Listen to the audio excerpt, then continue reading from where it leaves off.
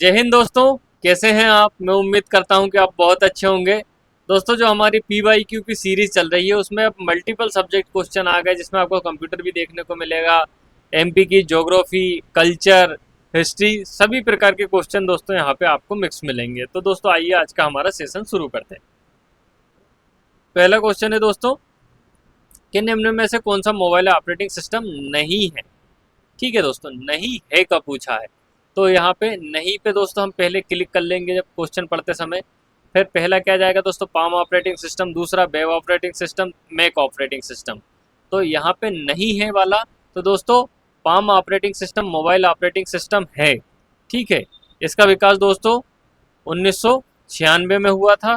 ठीक है, और ये क्या है, एक प्रकार से यूज़र फ्रेंडली है, यूज़र फ्रेंडली है। ठीक है, तो वेब ऑपरेटिंग सिस्टम और मैक ऑपरेटिंग सिस्टम ये मोबाइल ऑपरेटिंग सिस्टम नहीं है। ठीक है दोस्तों, अब इसके बाद नेक्स्ट क्वेश्चन आ जाता है कि निम्न में से कौन सा प्रोटोकॉल डब्ल्यू पर मूल प्रोटोकॉल है। ठीक है, या जो सबसे बेसिक प्रोटोकॉल है इंटरनेट पर। डब्ल्यू मतलब क्या होता है, इंटरनेट होता है।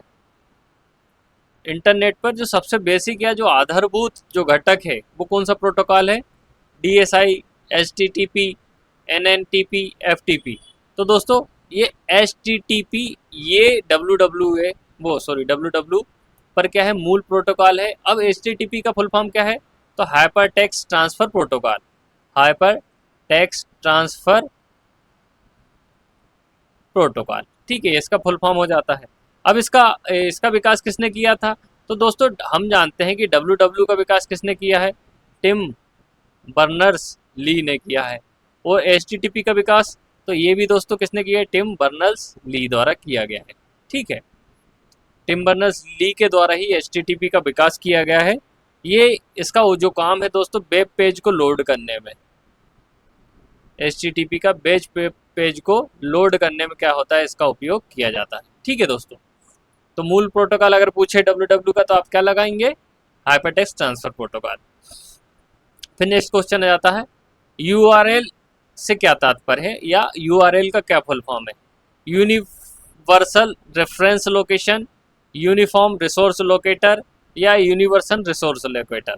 तो दोस्तों यहाँ पे जो यूनिफॉर्म रिसोर्स लोकेटर और यूनिवर्सल रिसोर्स लोकेटर, ये दोनों आंसर हमको देखने को मिलते हैं। ठीक है दोस्तों, URL का फुल फॉर्म। अब ये URL का उपयोग क्या है दोस्तों, तो URL का एक डेटा को पता करने में इसका उपयोग किया जाता है। डेटा को मतलब लोकेट करने में, इंगित करने में क्या हो जाता है, इसका उपयोग किया जाता है यूनिफॉर्म। ठीक है, डेटा को मतलब इंडिकेट करने, लोकेट करने में इसका उपयोग किया जाता है कि उसकी लोकेशन कहाँ पे है। फिर नेक्स्ट क्वेश्चन आ जाता है दोस्तों कि निम्नलिखित में से कौन सा ई-कॉमर्स की व्याख्या करता है। ठीक है, ई कॉमर्स मतलब क्या होता है कि हम मोबाइल में हमने टी शर्ट देखी या शर्ट देखा या कोई क्रीम देखी, अच्छा लगा, तो दोस्तों हमने क्या करा, मोबाइल से उसकी साइट पे गए और बुक कर दिए, क्या हो गया, ई-कॉमर्स हो गया। अब इसका व्याख्या क्या है, मेनली इलेक्ट्रॉनिक सामान का व्यापार करना, इलेक्ट्रिकल सामान का व्यापार करना, इलेक्ट्रॉनिक रूप से व्यापार करना। ठीक है, और उपरोक्त सभी। तो दोस्तों इलेक्ट्रॉनिक रूप से व्यापार करना। ठीक है, इलेक्ट्रिकल ना कि इलेक्ट्रॉनिक सामान। ठीक है, इलेक्ट्रिकल सामान ना कि इलेक्ट्रॉनिक, जबकि इलेक्ट्रॉनिक रूप से व्यापार करना ही क्या है दोस्तों, इसका मूल उद्देश्य है। अब दुनिया की पहली जैसे दोस्तों आप अमेजन के बारे में जानते होंगे। ठीक है, इसका ये क्या है, दुनिया की मान के चले अपन एक सबसे पुरानी ई-कॉमर्स प्लेटफॉर्म है, जिसका विकास कब हुआ था दोस्तों, 1995 में। अभी वर्तमान में इसके कौन है, जेफ बेजोस। ठीक, जेफ बेजोस है इसके वर्तमान में। अमेजोन, और भारत में दूसरी कौन सी बड़ी है दोस्तों, फ्लिपकार्ट, और कौन सी है, मिंत्रा। ये बड़ी बड़ी क्या है दोस्तों, ई-कॉमर्स मतलब भारत में साइट है। फिर नेक्स्ट क्वेश्चन आ जाता है दोस्तों कि कृत्रिम बुद्धिमत्ता या AI, आर्टिफिशियल इंटेलिजेंस के लिए कौन सी संगणक भाषा, या संगणक मतलब होता है दोस्तों कंप्यूटर, का प्रयोग किया जाता है। ठीक है, संगणक मतलब होता है कंप्यूटर, कृत्रिम बुद्धिमत्ता मतलब AI। इसके लिए कौन सी भाषा का, जावा का, पास्कल का, और प्रोलोग का, और A और C। तो दोस्तों यहाँ पे जो हमारा आंसर हो जाएगा A और C, तो जावा का और पास्कल का उपयोग किया जाता है। ठीक है, किसमें, एआई में जावा पास्कल का उपयोग किया जाता है, वो जावा और प्रोलॉग का उपयोग किया जाता है। और जो दोस्तों जावा का जो विकास किया है किसने किया है, जेम्स गॉसलिंग ने, जेम्स गॉसलिंग ने। और जो प्रोलॉग भाषा का विकास किया है दोस्तों वो एलेन कार्ल्टमेयर, एलेन, ठीक है, कोलमेराइटर, कोलमे राइट, कोलमेराइट, एलन कोलमेराइट और रॉबर्ट कोवल्स्की, कोवाल्स्की, ठीक है। एलन कॉलमराइट और रॉबर्ट कोवल्स्की ने प्रोलॉग भाषा का विकास किया है। और पास्कल का किसने किया है दोस्तों, निकोलस बर्थ ने। पास्कल का किया किसने, निकोलस बर्थ ने। तो दोस्तों इस प्रकार के क्वेश्चन भी आपको पूछने को मतलब आपसे एग्जाम में पूछे जा सकते हैं।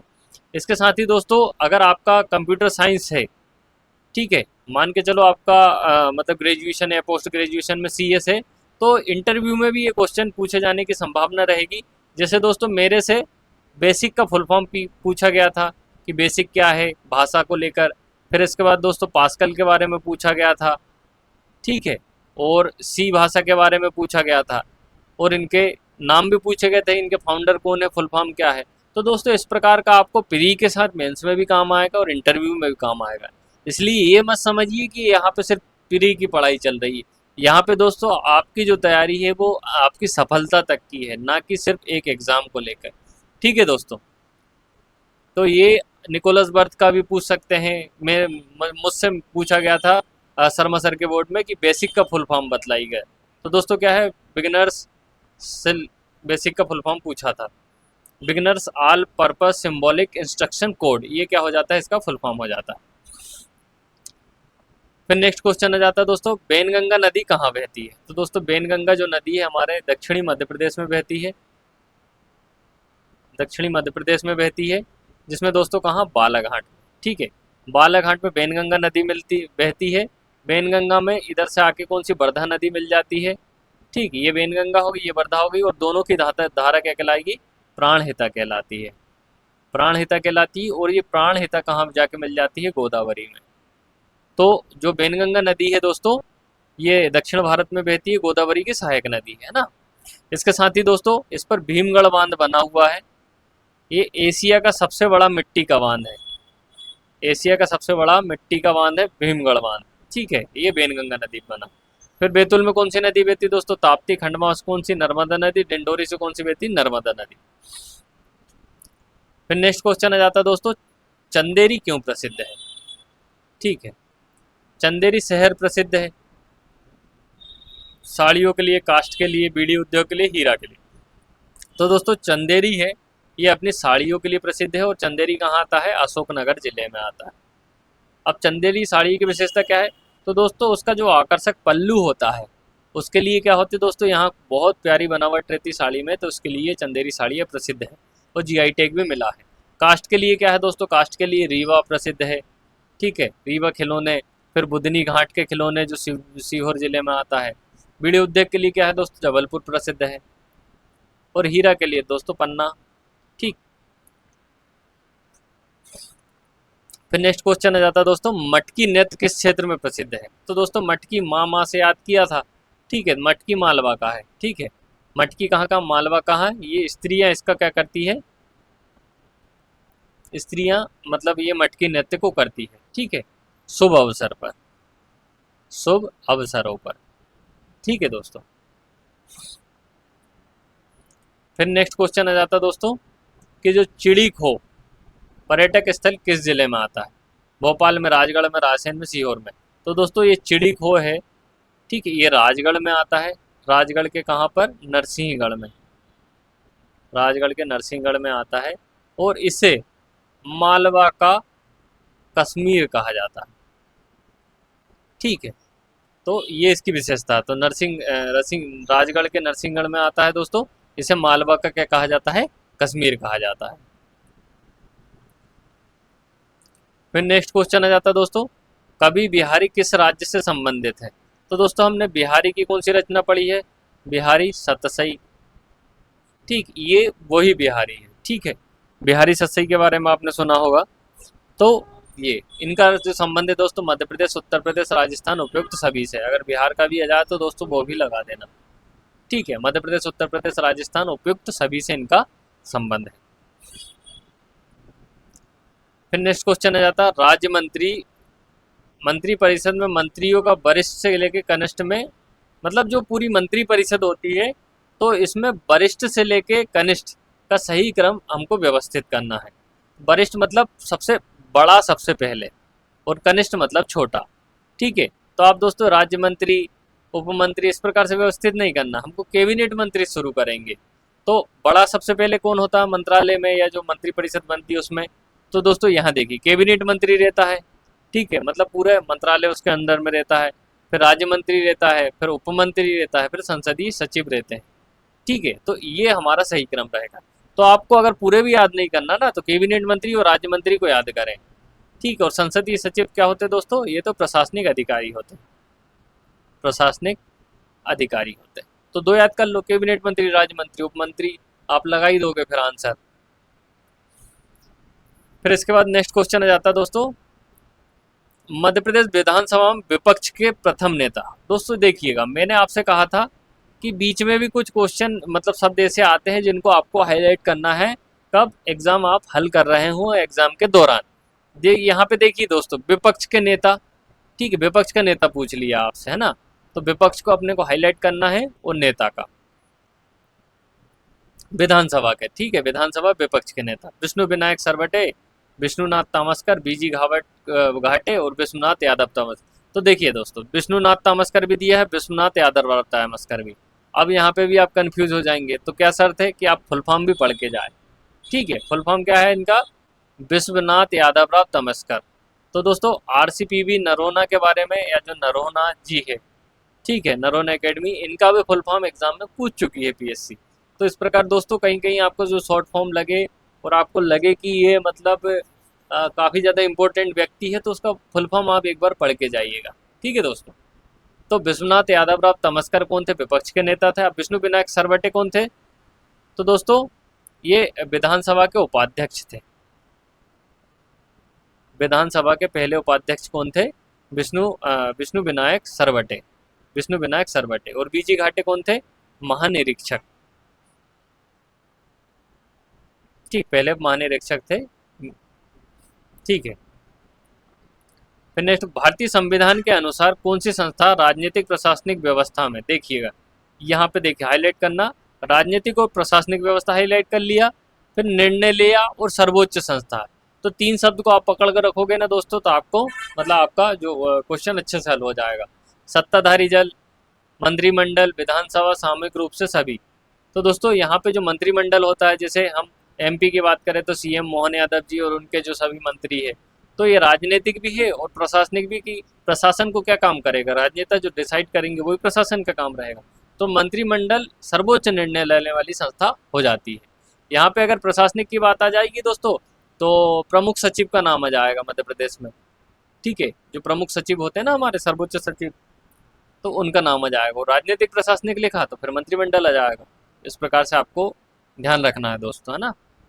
भारतीय संविधान के किस अनुच्छेद में ग्राम पंचायतों ग्राम सभा का गठन, ठीक है, ग्राम सभा का गठन, तो दोस्तों 243 से लेके, ठीक है, ए बी सी डी तक ये क्या बंटवारा किया गया, जिसमें ग्राम सभा का प्रावधान 243 ए में। ठीक है, 243 ग्राम सभा रहेगी।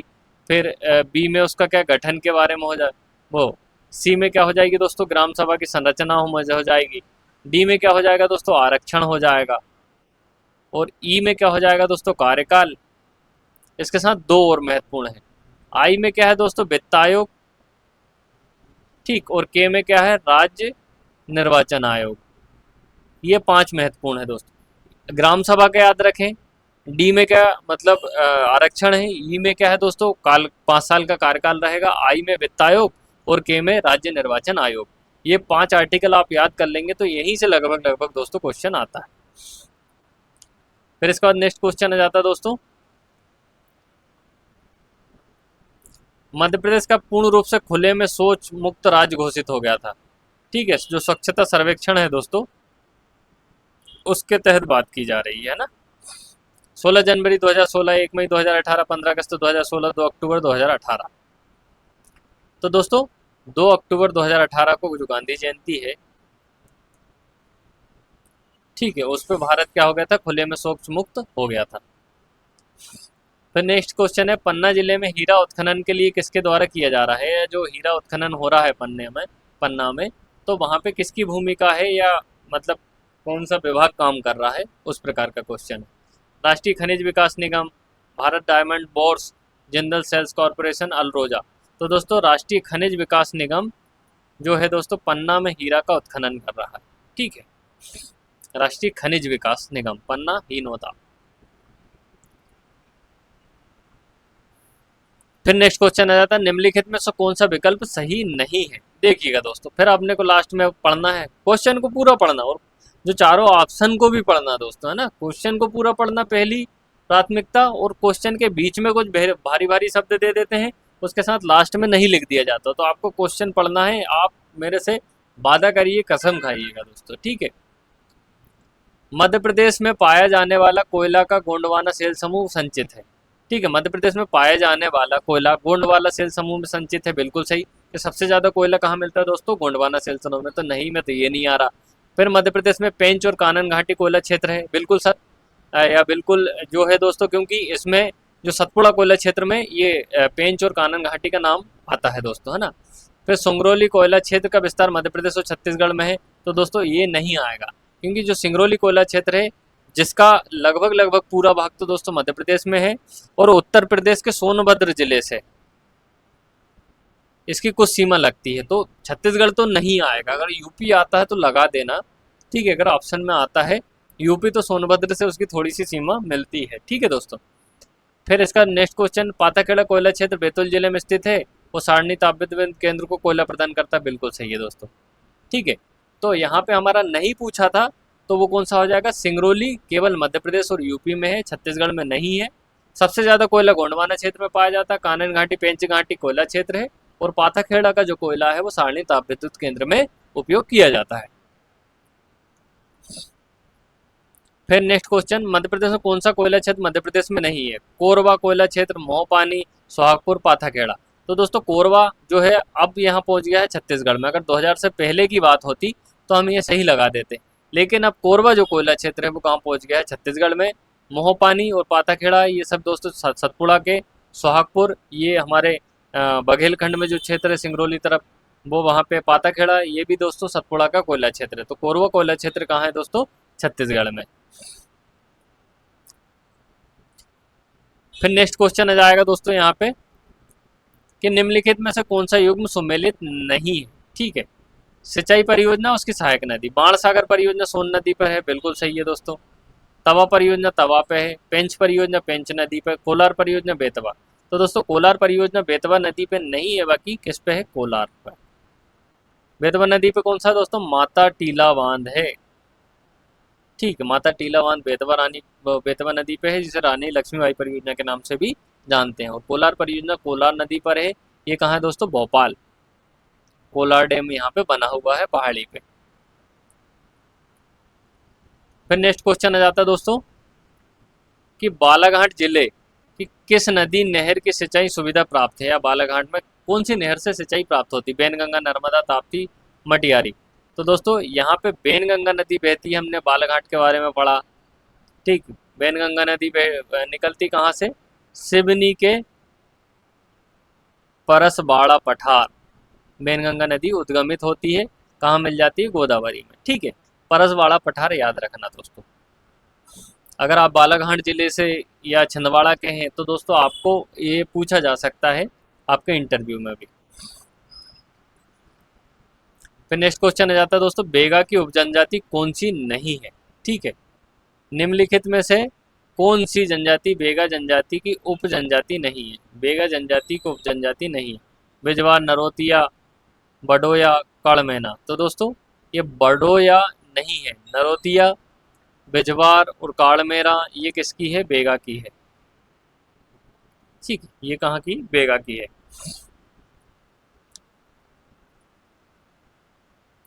फिर नेक्स्ट क्वेश्चन आ जाएगा दोस्तों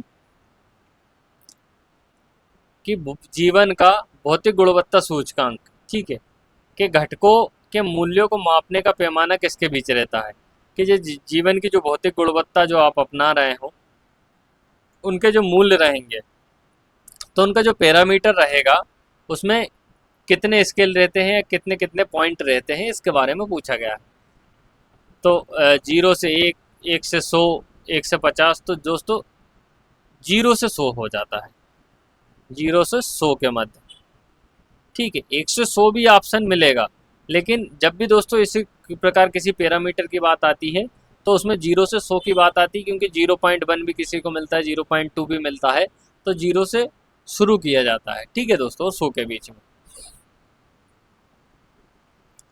फिर नेक्स्ट क्वेश्चन है दोस्तों हमारे यहाँ पे 2011 की जनगणना के अनुसार मध्य प्रदेश का जनसंख्या घनत्व प्रति वर्ग किलोमीटर में कौन सा है? 225, 236, 246, 382। तो दोस्तों मध्य प्रदेश का कितना है? 236। जनसंख्या के घनत्व क्या होता है? 1 वर्ग किलोमीटर में रहने वाले लोगों की कुल संख्या। और जो 382 है दोस्तों वो कहाँ है? भारत का है। 382 लोग भारत में मतलब 1 वर्ग किलोमीटर में रहते हैं, और मध्य प्रदेश में 236 लोग रहते हैं, ठीक है दोस्तों। फिर है कि मध्य प्रदेश या भारत की सर्वाधिक मोटी, देखिएगा सर्वाधिक मोटी पूछा है ना, फिर कोयले की परत मध्य प्रदेश में किस जिले में है, ठीक है। इस प्रकार से क्वेश्चन हल करना है ना, भारत की या मध्य प्रदेश की भी पूछे तो भी भारत ये सर्वाधिक मोटी कोयले की परत जिले में है, छिंदवाड़ा, सिंगरौली, शहडोल, बैतूल। तो दोस्तों सिंगरौली जिले में है, ठीक है। यहीं पे क्या है? विंध्याचल ताप विद्युत केंद्र की स्थापना की गई है। सिंगरौली में विंध्याचल ताप विद्युत केंद्र, मध्य प्रदेश का सबसे बड़ा ताप विद्युत केंद्र सिंगरौली। नेक्स्ट क्वेश्चन है, केंद्र सरकार द्वारा घोषित किसान सम्मान निधि योजना के तहत दी जाने वाली राशि मध्य प्रदेश सरकार ने कितनी अतिरिक्त राशि किसान कल्याण योजना के तहत दी? कुल मिला के पीएम किसान सम्मान निधि है दोस्तों, कि इसमें कितनी दी जा रही है? 6000। अब ये पूछ रहे हैं कि मध्य प्रदेश ने इस राशि में और कितनी राशि को ऐड कर दिया, तो कितनी होगी दोस्तों? 4000 ऐड कर दी, 10,000 रुपये किसानों को दिए जा रहे हैं। ये पीएम किसान सम्मान निधि कब? 2019 में शुरू हुई, और जो मुख्यमंत्री किसान कल्याण योजना 2020 में शुरू हुई, ठीक है दोस्तों। तो ये 4000 रुपये हमने ऐड कर दिए हैं। तो दोस्तों आज का हमारा सेशन यहीं पे समाप्त होता है। अगर आपको हमारा सेशन पसंद आ रहा हो तो वीडियो को लाइक कीजिएगा, कमेंट कीजिएगा, सब्सक्राइब कीजिएगा, और अपने दोस्तों के साथ शेयर करना बिल्कुल भी नहीं भूलिएगा, क्योंकि दोस्तों आपका दोस्त भी अगर सेलेक्ट हो गया तो आप उससे भी पैसे मांग सकते हैं। इसलिए दोस्तों उसकी भी भलाई होना चाहिए, और सभी की भलाई होना चाहिए कुल मिला के। तो दोस्तों मिलते हैं जल्द नेक्स्ट सेशन के साथ। धन्यवाद दोस्तों। मैं खुदा से दुआ करता हूं कि आपकी हर तमन्ना जल्द से जल्द मुकम्मल हो, और इस बार आपको सुख शांति समृद्धि प्रदान करे। धन्यवाद दोस्तों, मिलते हैं जल्द।